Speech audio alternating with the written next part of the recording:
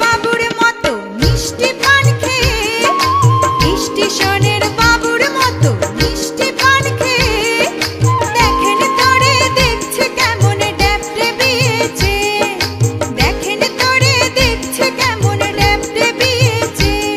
আমি তাই তো বলি চুল বেঁধে সাজ, আমি তাই তো বলি চুল বেঁধে সাজ হলুদ রাঙা শাড়িতে, ঠাকুর জামাই এলো বাড়িতে।